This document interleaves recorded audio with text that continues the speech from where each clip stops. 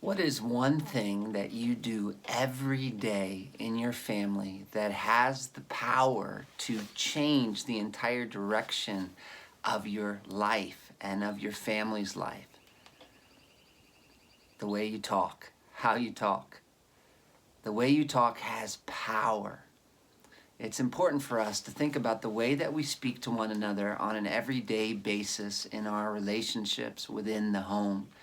And we begun looking specifically at how the gospel should transform the way we communicate as believers. First of all, we should be known as people who speak the truth. That means we need to stop lying in all of its forms. It also means that positively we need to be honest and open about who we are. Now, being honest and open about who we are doesn't mean that we become fools who just reveal all of the nonsense that's going on in our hearts.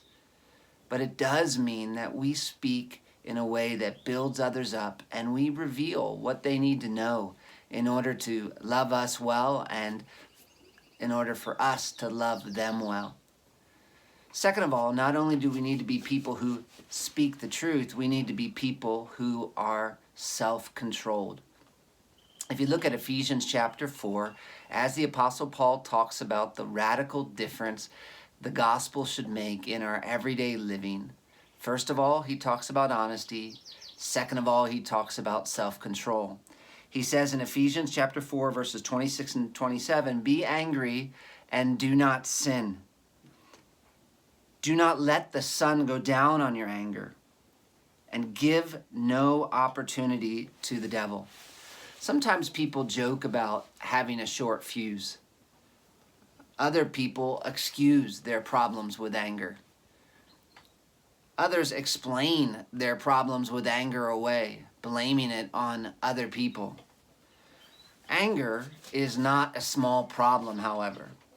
How does Paul emphasize the importance of dealing with your anger properly? He doesn't say there's never a time to be angry. He says, watch out that your anger doesn't lead to sin and that you deal with your anger quickly so that it doesn't become an opportunity for the devil. One of the ways that our anger gets us into trouble very quickly is by taking away our self-control and we start speaking to other people in destructive ways. It's amazing how much damage angry words can do so quickly. The Bible has a lot to say about the danger of destructive speech. Listen to the writer of Proverbs. "There is one whose rash words are like sword thrusts. He speaks, and the way he speaks is like a man who's waving a sword." Can you imagine if your father did that? He came home and he walked around the living room waving a sword while you were sitting there? Dangerous. And the writer of Proverbs says that's very similar to the way some people are with their words. Proverbs chapter 15 verse 1 says, "A soft word turns away wrath, but a harsh word stirs up anger." The way that you speak can make it easier for other people to become angry. It's important to realize that. Obviously, we are responsible for our own responses to others. But at the same time, the way that a person speaks can make it easier for other people to become angry with them. Are you the kind of person who speaks in a way that makes it easy for other people to become angry?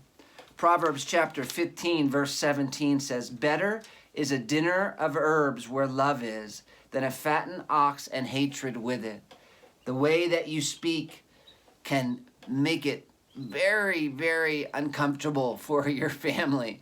And even if you are prosperous, it can make your family life horrible. Proverbs 15:18 actually says it more specifically about anger. "A hot-tempered man stirs up strife." The way that a man speaks, if he speaks in an angry way, can create conflict where there was no conflict. Do you understand that?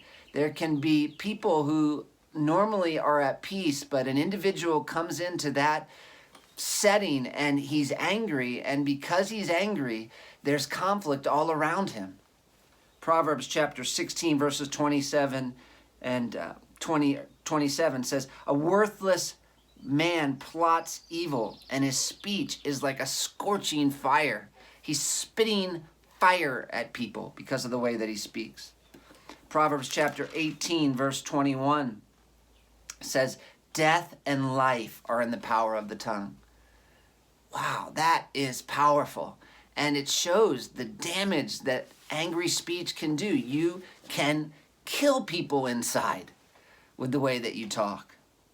The most obvious way that a lack of self-control shows up when it comes to anger is by blowing up at people. But there are other ways that a lack of self-control demonstrates itself in the way you speak as well. Some people, instead of blowing up at others, show them the silent treatment when they become angry. Others manipulate through their tears. When you speak, if you're going to speak in a way that honors Jesus, you need to deal with your anger in a way that is biblical. And one of the ways that you deal with your anger in a way that's biblical is by developing the fruit of self-control. Now, it's easy to say, of course, that you need to have self-control. But how do you develop self-control? Self-control is a fruit of the Spirit. So one of the first steps to developing self-control is for you to get on your knees, to recognize that you need self-control, and to ask God through His Spirit to transform you into a person who is able to control themselves when they get angry. A second way that you seek to develop self-control, James chapter 4. James talks about this quite a bit.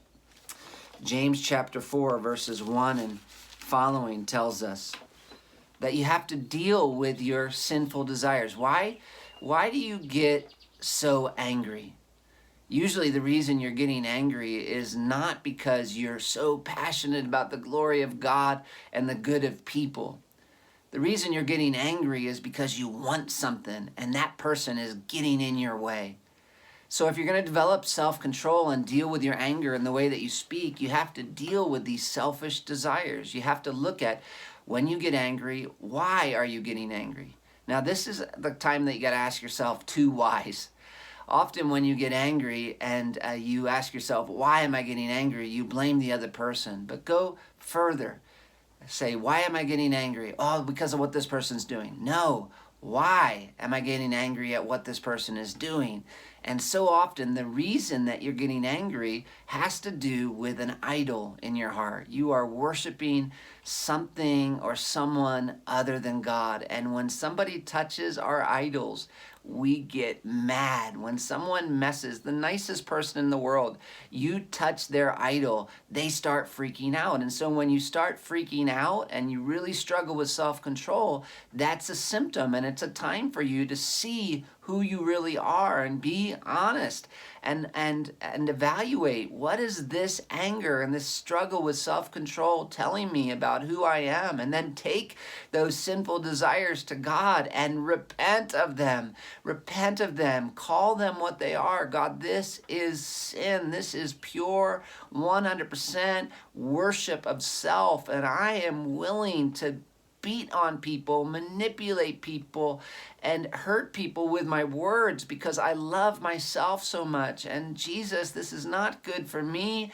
and it's not good for the people around me. And would you transform me into a person who really wants your glory and their best? And then ask yourself and ask the Bible and ask God, what would it look like for me to seek Jesus's best with my words, with this person in this moment, and then practically, specifically do that. Even if you don't feel like it at first, do that.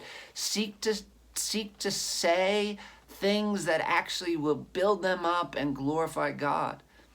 Self-control, in many ways, it's a fruit of the Spirit, but it's also a discipline. You need to discipline yourself to develop self-control.